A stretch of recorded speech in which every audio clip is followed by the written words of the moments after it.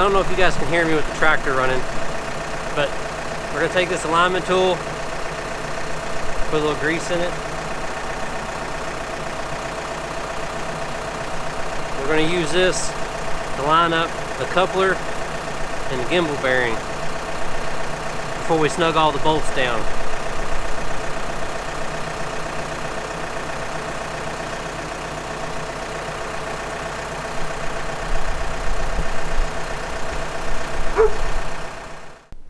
Alright, so this tool is supposed to slide in, goes into the coupler, gimbal bearing. Now, I've got offshore style mounts, so there's not a lot of adjustment, and I can get it to tap in, I can't get it to slide in freely, so we're going to take a look at it a little closer and see if we can't, I don't know, align it a little better.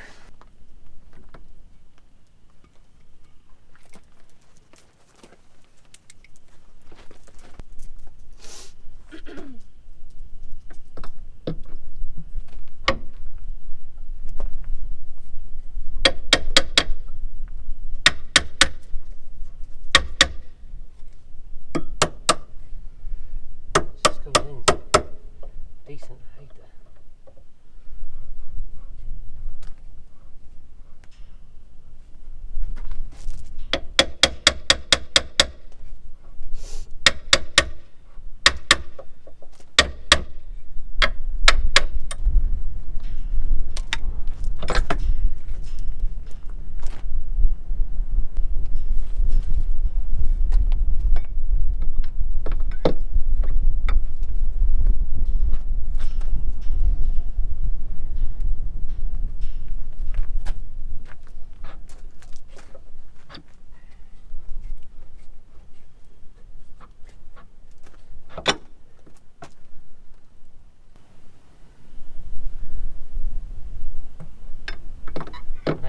Got a little rust on this.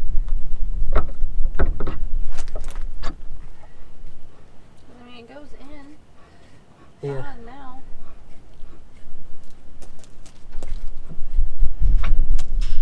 I think it needs to be polished up a little bit. It's part of it. I think we got it. I think it's aligned pretty well. And I can push it all the way into there.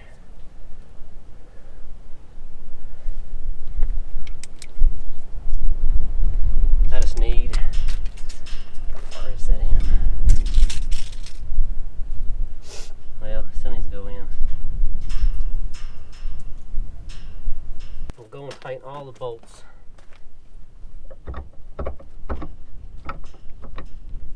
Alright, so we're going to tighten this. Come on, I just had it.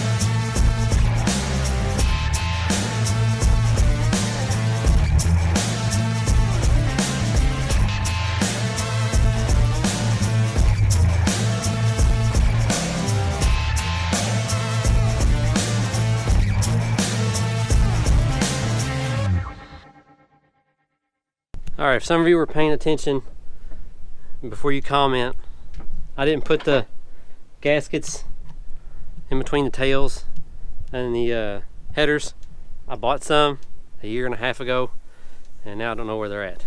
I probably got burned in a big pile of boxes, so I'll have to order some more, and knowing my luck, I'll probably have to take the headers loose to get them on. So that'll be a later thing, something easy to do in the shop. But on the back of the bell housing, let's make sure it's pointed at me. You got your bolts. On mine, it's got a spring washer, fiber washer. Those will go like that in between the bell housing and the transom plate. And you run your spacer down through the top, sits like that, and your nut is captured in the bottom of the transom plate. So don't drive your bolt all the way through until you put the nut inside of it. Then it'll self-center, and you should be able to snug it up. So that's that. All right, you can shut it up. And don't tell me it'll only go on one way, because I could manage to get it on backwards. All right, so we're back in the shop. I got to put the tail to header gaskets in. I want to put y'all down in behind the engines, and I'll show you where the electrical connections were that we took off when we first pulled them out. That way, you know, it's been a year and a half. I know I forgot, in case anybody was wondering, or if you've done this, had it out for a few weeks or a month or whatever, and need a reminder. So we'll go down here. So on the back of each bell housing, there's a stud. Actually, there's two studs.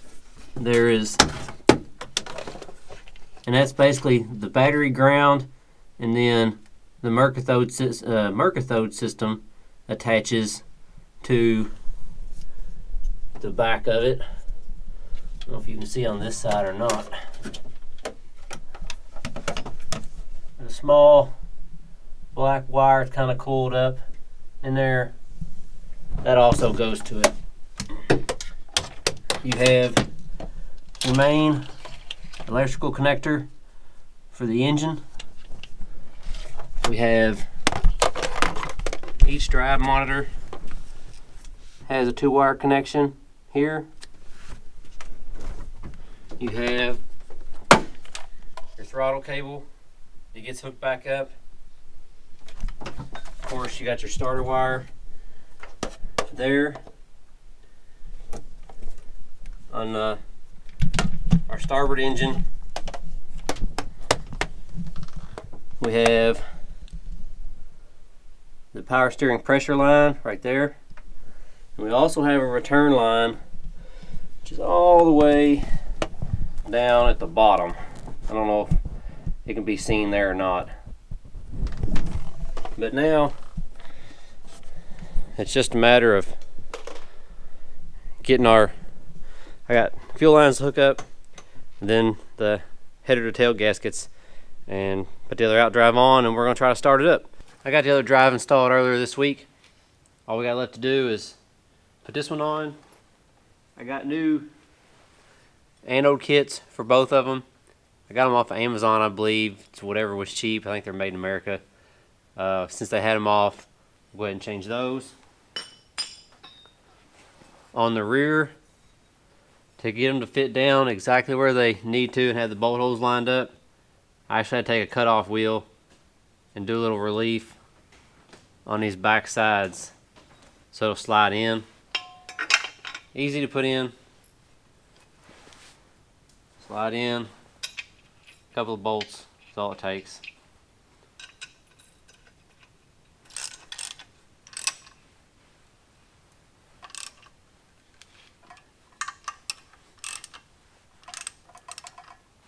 Also got new wear pads. They go in right here. The other ones were probably fine on one of the drives. The other ones, they were cracked. One part was broken. All they do, they only go one way. They each line up. Slide in. Pop them in a hole.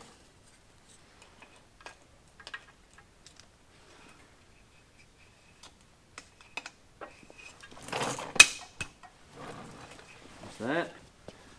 On the very rear anode, there's a little rubber plug. Goes through the top. There's a bolt inside. I think it's a 9/16 head. Ooh.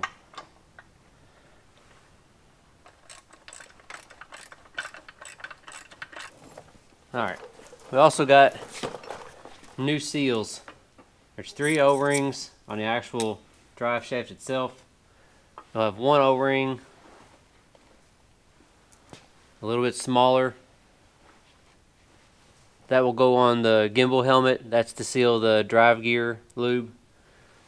Then we have this here that seals the water inlet. And as you can see, this is all dry rotted anyway.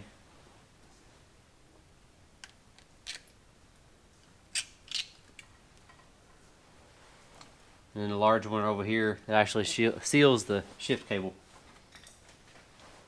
When I had my drives rebuilt, and also if you get a lower shift cable, you can get these seals and you buy a lower shift cable.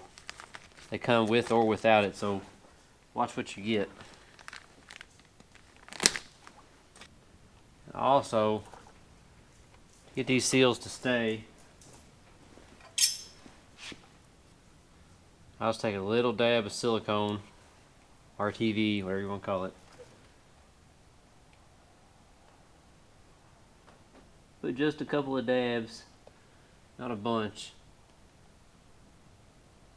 around your surfaces. I'm sure there's somebody's going to complain about this, tell me I'm doing it wrong, but it's worked on equipment for 20 years. I don't see why I can't work on a boat.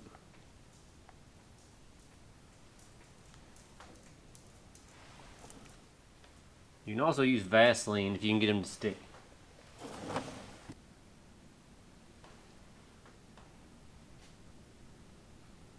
If you see how these are popping up, you'll understand why I use silicone and not Vaseline.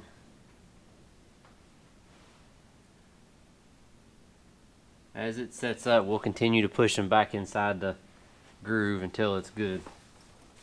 In the meantime, change these out.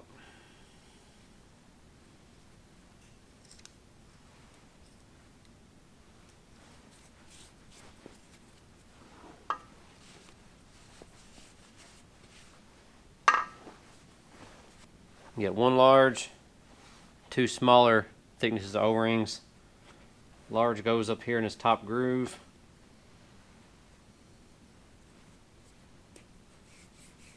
You put that one on first.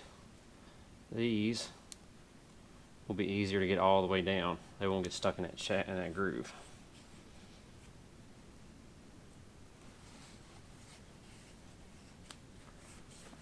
One.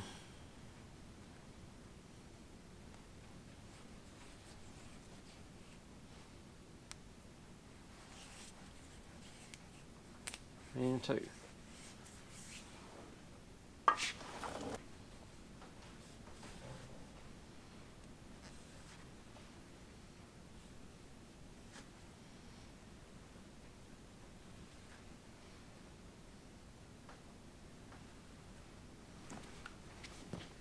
Before we put it all the way together, there's a couple of grease fittings on the U-joints.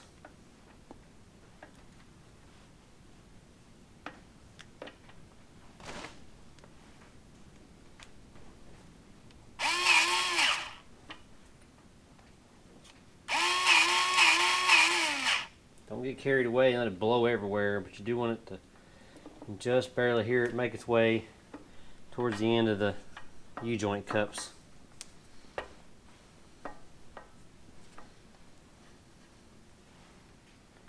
I think that U-joint got put in backwards at one point in its life. It's supposed to be facing the other way.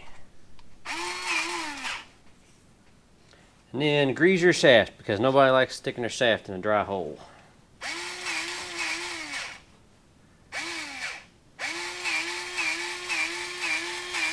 There are also grease fittings on the coupler that you can do to grease this. If you grease them before you do that, before you put it in, And you don't have to worry about it, at least for the first season.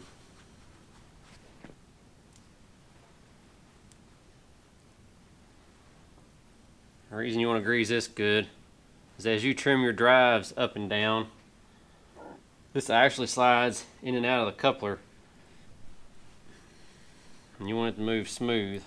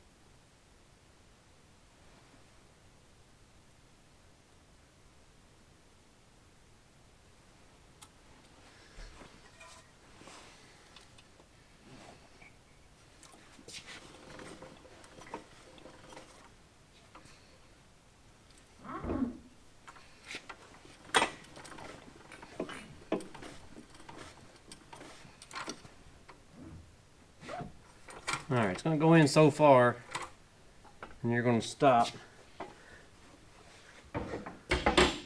when the drive shaft gets to the coupler. You're going to have to turn it just a hair with a little pressure against it. It should slip into the coupler. Of course, I went too far.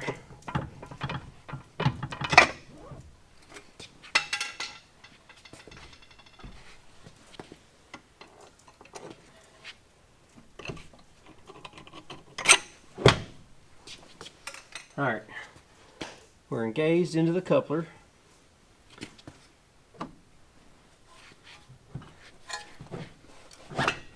Now we're starting into the gimbal.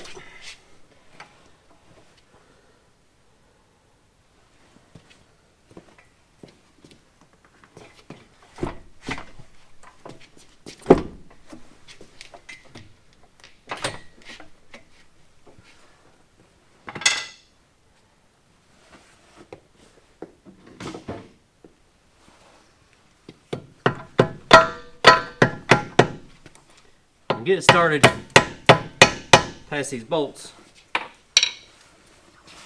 We're going to take a couple of nuts.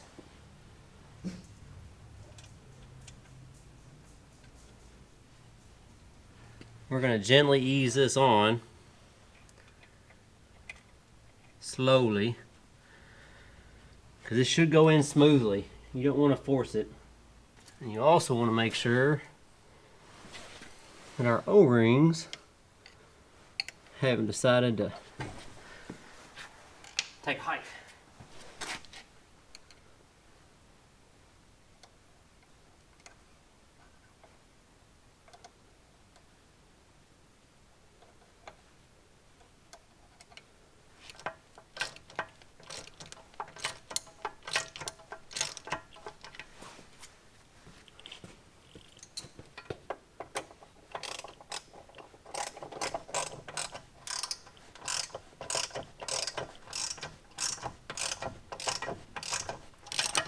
You can see as I pull one side in, it basically pulls it in pretty even. So that means we're pretty well lined up with our gimbal.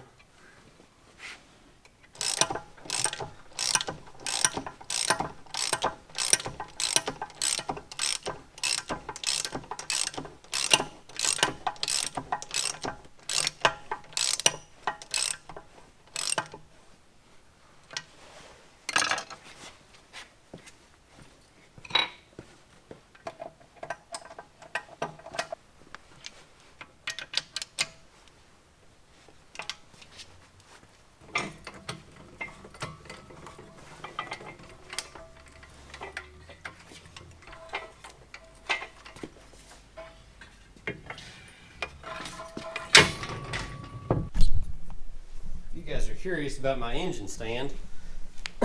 All I did was take some 1-inch box tubing, heavy duty door hinge, trailer couple swivel, and a trailer jack. And I just folded a leg over, put a bolt through it, and I mounted it on my engine stand. I can take this off. Now I have an engine stand. Put it back on, flip the head around. Now I got a drive stand. Flips over, stores out of the way.